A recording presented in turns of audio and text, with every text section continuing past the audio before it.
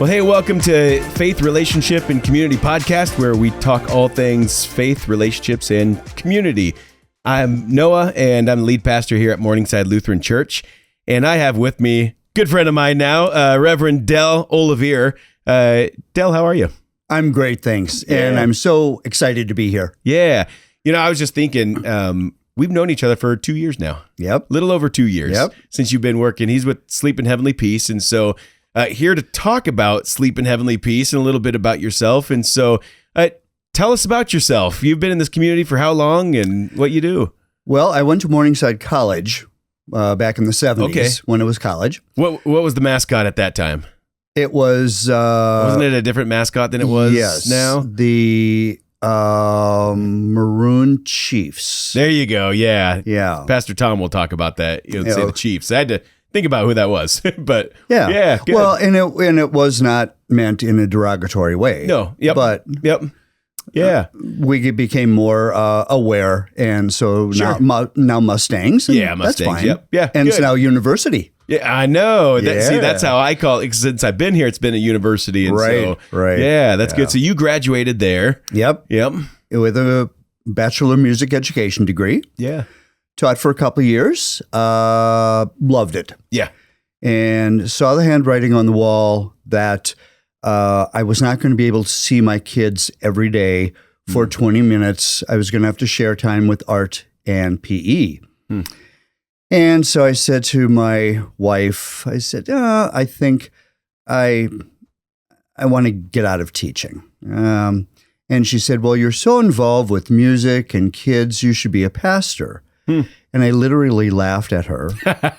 That's right. So, which was not a good idea. God was watching. That's right. Yeah, exactly. God was watching. And he laughed too. Yeah. And so instead, I spent a couple of years getting prerequisites and then enrolled at Creighton University in their accelerated nursing program. So, which was truly accelerated. Really. Yeah. And so I graduated with my Bachelor of Science in Nursing, practiced psychiatric nursing in Omaha for a while. Yeah. And then we moved out to Seattle area, and I practiced there for several years. Meanwhile, I was still a church musician, organist, choir director, and all that stuff. And one Lenten period, it was especially wonderful and spoke to me a lot. The pastor did a lot of talking about healing. And the last Sunday or midweek service, we had a service of healing, and we could lift up people's names. And my father had broken his hip, and I had talked to my mother. She said he was able to walk again. And I thought, oh my goodness, this is a sign. Well, then continuing with Easter Vigil service and 2 services on Easter Sunday. Yeah. I was exhausted. Sure. Absolutely exhausted. Usually, yeah. 'Tis the season. That's right. Yep. Exactly. And I got home and tried to go to sleep, and I was dog tired. Yeah. And closed my eyes, and they popped open, and suddenly my mind was racing. And this is a sign of what? Well, God is calling you to be a pastor. I can't be a pastor. I'm a musician. I laughed at my wife about that a while back. That's right. Yeah, can't do that. And so I saw 3 o'clock on my alarm clock. 3 a.m. 3 a.m. Yes. I had it set for 5:15. Okay. The alarm clock went off and rudely awakened me, and I was a mess. Yeah. Took our younger son to preschool, held it together while he was in the car, burst into tears as I was heading into work, got to work, and I called my pastor and I said, we've got to talk. And he said, well, I'm going to Region 1 pastors meeting in Oregon. I won't be back till Friday. And so I held it together at work, told Jane, my wife, and she said, well, I told you so, legitimately. She did. She had every right to say exactly. that too. And so then when my pastor got back, I spent a whole day talking to him. And he told me his call story. And he said, lots of clergy in this area. Have lunch with them. Listen to their stories. Yeah. And every one of them was different. Sure. One of them, absolutely amazing, knocked my socks off. He said, one morning I woke up and, I'm still in the half awake, half sleep. Yep. And he said, I saw Jesus standing at the foot of my bed. And he said, Lee, I want you to be a pastor. Wow. And I said, oh, that's really clear. Yeah, that's right. Yeah, I want something like that. Yeah, I didn't have that experience, but right. Pretty powerful. And so, anyway, I discerned. I went to a special class at Lutheran Seminary in St. Paul, and that's when I very clearly heard that God was truly calling me into amazing ordained ministry. Yeah, that's really cool. I love to hear that story because, as you said, they're all different. I was playing in a rock and roll band and lived in Des Moines area, but moved up to St. Paul, Minneapolis with the band. And I remember it was one quiet ride on the way home from St. Paul to Des Moines, and I just had the radio off, and God was just putting on my heart, and you just heard that clear call. And I was of the same mentality. I didn't go to school or anything like that, and so I said, Lord, if this is going to happen, you got to help me because I dropped out of college. I didn't do any of this stuff. And so getting on that track. But Lord, his plans will come through fruition. And that's right. That's pretty neat. But that's really cool to hear. And then so you've had all your years since then. Sleep in Heavenly Peace. Yes. You've been connected with them for how long now? And then talk a little bit about who they are in short. Okay, sure. You do. All right. It is a national organization. It was started in Idaho, I would say 20 some years ago. A guy had some extra lumber from a project he was working on. He built a bunk bed. Okay. And he advertised it for free of charge. Much to his surprise, people were donating twin-size bedding and mattresses and, whatever. And suddenly he was inspired to start Sleep in Heavenly Peace. Wow. And so it is now a national organization. We have a local chapter here, which has been in business for 28 months. 28 months now. 28 months, wow. Yes. And as of a couple days ago, we have delivered 1,431 beds to kids. Wow, that's amazing. Yes. That is, when I think about a number like that, that's really inspiring, and that you do all that work. But man, my mind goes to that's so many kids and families that are without a bed, and many more. Yes. Yeah. Well, when we whittle our wait list down, almost immediately it's back up there, and anywhere between 700 and 1,000. Wow. Waiting. Yeah. So when you say 700 and 1,000, you're talking single beds, which represents children. Well, it represents families. The families. So it could be 5 beds. Wow. Exactly. Oh, sure. Okay. Yeah. Yeah. And so we don't know for sure until their turn comes up, and then we call them and say, okay, we're going to be in your area on Tuesday. Yeah. And according to our records, you have 2 kids, ages 3 and 5, both girls. Yeah. And then we say, what are they like? So we're standing in our bedding room at First Congregational United Church of Christ here in town. And, my younger daughter is really into fairies. Yeah. She loves fairies. And so we're standing in our bedding room, and we have it nicely set up, and we're looking, and does she like pink? Oh, of course she likes pink. So we're taking things off. Here. That's right. So we pull things off of the shelf, and then we go from there. Okay, what is your 5-year-old like? Well, she's kind of a tomboy, and so she likes, whatever, games, whatever. Yeah. Okay, so we pull that stuff off. And it's fun. That part's fun, but then the actual delivery. Yeah, talk about that. I have Kleenex here because it's very emotional. There was this one little girl, probably 4 years old, getting her first bed, and a team of 5 went in there, 2 people putting the frame together, and the rest of us getting the mattress and the bedding to go. So we get it all made, and then I was standing a yard behind the opening of the door, so I had a bird's eye view. She stopped momentarily at the threshold, and then she went running in, jumped on the bed, grabbed the pillow, and said, "This is mine. This is mine." Yeah. And I got tears in my eyes, and I thought, oh my gosh, in this rich nation, it is not okay. The kids are sleeping on the floor or multiple kids in a bed. Yeah, right. Then probably 8-9 months later, there's a 14-year-old boy. He and his brother were getting a set of bunk beds. Mm-hmm. And he wanted to put the beds together himself.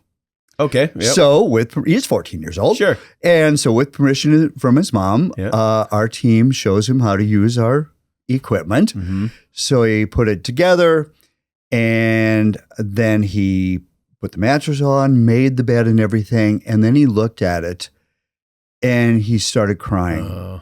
And he went over to his mom, buried his head in her chest, and bawled. Wow. I had tears rolling down my cheeks, and there was not a dry eye among the rest of the team there. Yeah. You get you've got a core team that goes out and they see all this and experience all this, and people that have just been so connected with Sleep in Heavenly Peace. Yeah. What got you started in it? How did you hear about it? What was your starting point, and then your continued investment in it? My starting point was I was serving as the bridge pastor at First Congregational United Church of Christ here in town. And I heard of Sleep in Heavenly Peace, and they were in a church someplace in South Sioux City, and that was not going to be feasible for them to keep their stuff there anymore. So somebody introduced me to her, and she said, somebody thinks that you might have some space at First Congregational. And I said, tell me more about this. Mm-hmm. Well, as soon as she said kids, beds, she had me. She had me right here. That's how we got hooked here at the church. Exactly. Exactly. And so I went to the council and I said, what do you think? We've got all this room in the second floor that's not being utilized. And here's this organization. It's, no rent. So,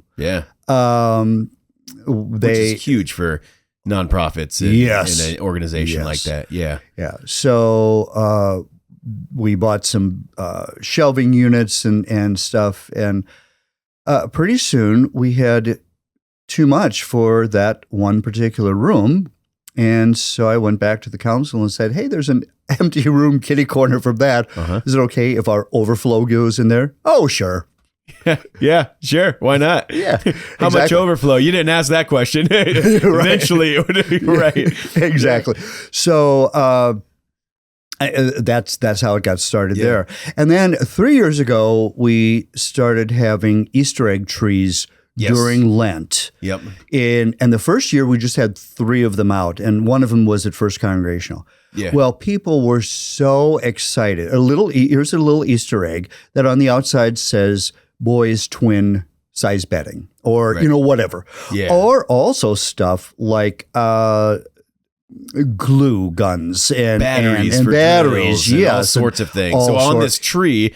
Yeah. We've had those too for a couple years now. And so, it comes with all the materials essentially needed to build a bed, or the materials that are needed for different products. Exactly. And then there's usually one large Easter egg that says sponsor a bed for $250. Yeah. That's what we estimate it costs. Yep. And so, we got a good haul the first year, 3 places. Well, then we expanded, I think, to 14 places. And then I think this year we had 24 or 25. Wow. We have several places around town where you can bring bedding. Yeah. And drop them off there. So what kinds of places do you have the trees in? So obviously churches. Churches. Okay. Yeah. Yep. And I know personally, so we had you out. Let's see, our first tree was last Easter, and then this last one was our second year. We had you out at a Lent service a couple years ago. And, and people just really dug that. I mean, to be able to actually buy the product or whatever is needed to drop it off. And of course, we dropped them all here at the church, and then you came and picked them up. I think you had to take up a couple loads back home or back to the storage unit. But I mean, people, they really, you almost get to see it tangibly, what is needed in that process, which is really, I mean, it's great to get financial donations, I'm sure. And so necessary to be able to buy some of those things, the hands-on part of it. We came in 2 years ago to help build the beds, which was really neat. We had a kind of a congregation-wide ask to see who could come on that. I think it was a Saturday morning, a couple slots on a Saturday morning.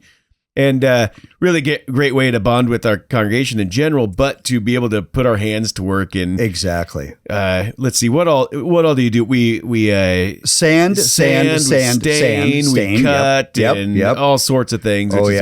I sanded for I think the whole hour, and I think my hands were still moving about 2 hours after. So it was good though. It is. And that's the boring part, but very necessary. Obviously. The starting place normally is. You can't have a house without a foundation. Yes, exactly. And I love how you said it, the boring part of it, kind of the behind the scenes work. And you say boring because the delivery part is so life-giving. Exactly. However, it's also fun I've been involved with many builds, and there's camaraderie. You're standing next to somebody else standing away, and you're chit-chatting about whatever. What kinds of groups do you have coming in to help with that process? Knights of Columbus, church groups, PEO groups, other organizations will call and say, hey, we'd like to sponsor a build. We had a young man from Ottawa working on his Eagle Scout. Last year sometime. And he fundraised. Ottawa, small town, right? Everybody was there. And he was so proud. He was going to earn his Eagle Scout, as I said, award. He had brought all these people, had brought bedding and that sort of stuff, and also then townspeople to do the build. And he presented us with a check for $1,000. Wow. 4 beds. Amazing. Yeah. Yep. And I've seen businesses on there. You got a Facebook page, and so that's how I love to kind of keep connected with you guys and what you're doing. And that's a lot of fun to see. It is. The camaraderie and the build, and then the deliveries, and you get to see some of that. With permission of the parents, we take pictures of the kids in the beds, and we tell them it's going to go on Facebook. Oh, great. And if they don't want that, we just take pictures of the beds. What are some of the, I mean, you've kind of shared some of that, but as you've been in this field, what's the most surprising things that you've just been exposed to and experienced in this time? The sobering part of how many beds we need. That the wait list is so big. Do you ever think that once you clear a wait list, and you're talking 1,100 beds, however many beds at this point, that eventually it'll stop? Probably not. No. We have coined the phrase bedlessness. It's real. And that kids are near and dear to me. And that they are sleeping on the floor or in horrible conditions. That's not okay. Because when you come to some of these houses, that's what you see is essentially the blanket and the pillow on the floor. Yeah. And to your point, I mean, in this community, that shouldn't happen. Right. Yeah. But you've got a lot of support and people that have come in. You've grown quite a bit in the last couple of years. Oh, definitely. Yeah. Definitely.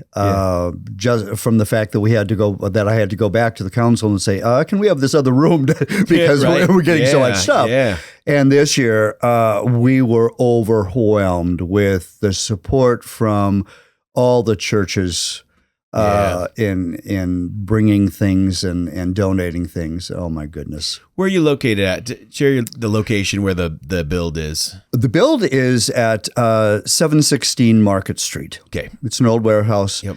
And nothing fancy, but it doesn't need to be. Yeah. It's got a place for saws and sanders and yeah. Yeah. If there's an individual or churches or whoever wants to get involved, how do they do that? They would contact Meredith Davies Vote and look on our Facebook page. Yep. And then get a hold of her. We are booked well into the future, several months Really? in advance already. Yes. For builds? For builds. Yeah. Yeah. Yep.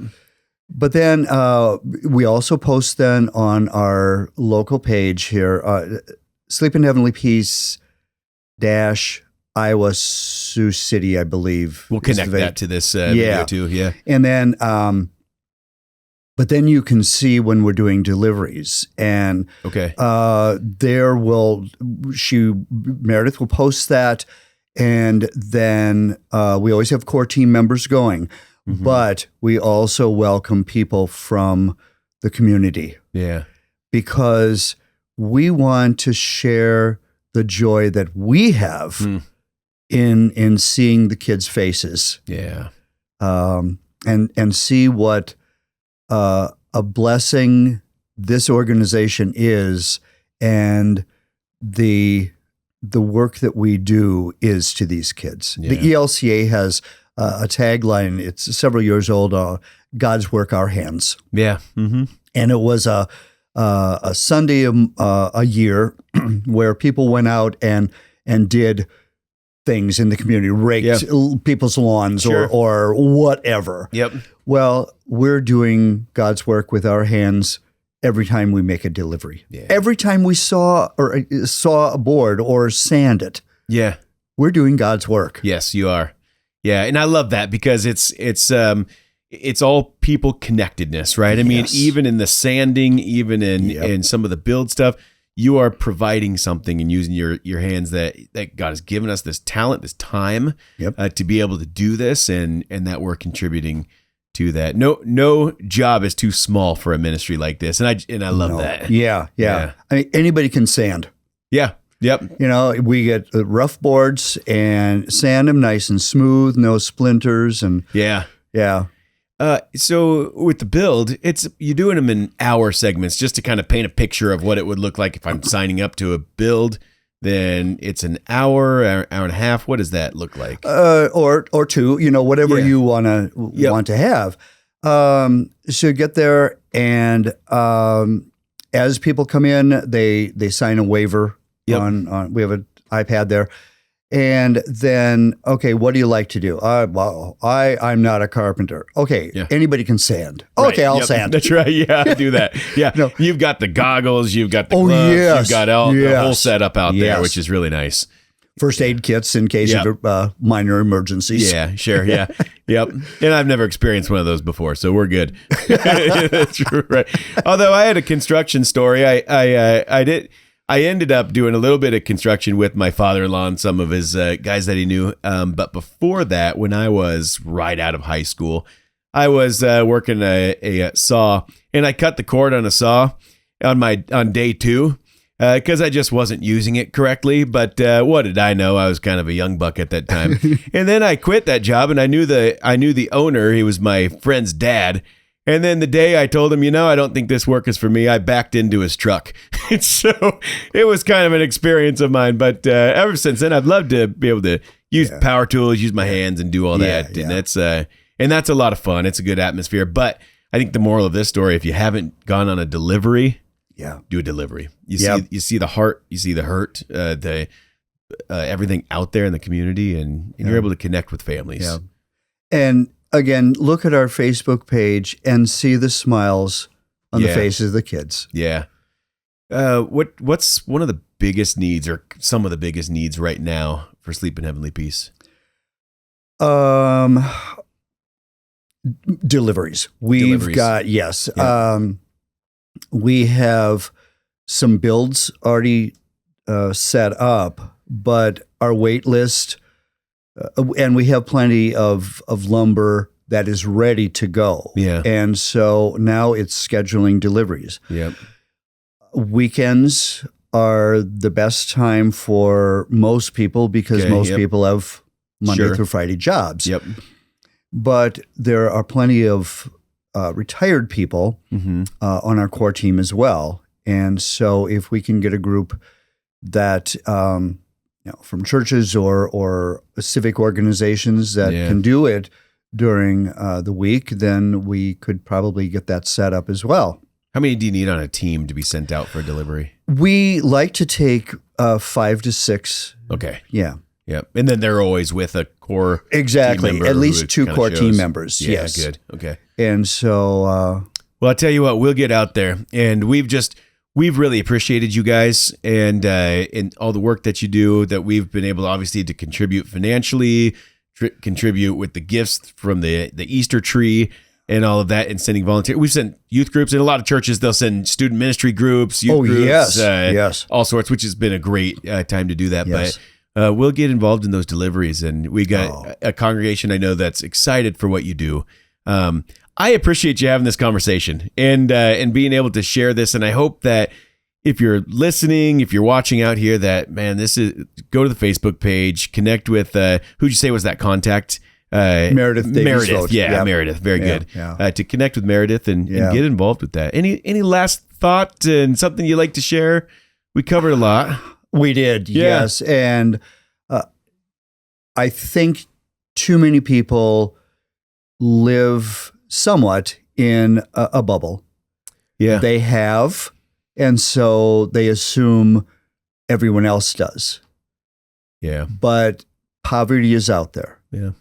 Go downtown Sioux City. There's homelessness. Yeah. There's drug addiction of all sorts. And bedlessness is right up there on that list as well. Poverty has a lot of different looks to it, doesn't it? And this is certainly one of those. Yes. Which impacts, I'm sure, I mean, you're investing in a good sleep, which is good mindfulness with a good sleep, good education, behavior, school, and it just affects so much. Yep. So thank you for what you do. Oh, you're welcome. Yeah, one quick story. When we were still living out in Seattle, I was doing a special thing while I was going to seminary, and I went to the homeless shelter in the Seattle Bay area. Yeah. I can't remember what the actual name is, but a crusty old Norwegian ran this hostel, if you will. Okay. Mm-hmm. And it was a safe place for people to go. And I was out there shadowing him for a week. And he, very to the point, he said, okay, wear a collar.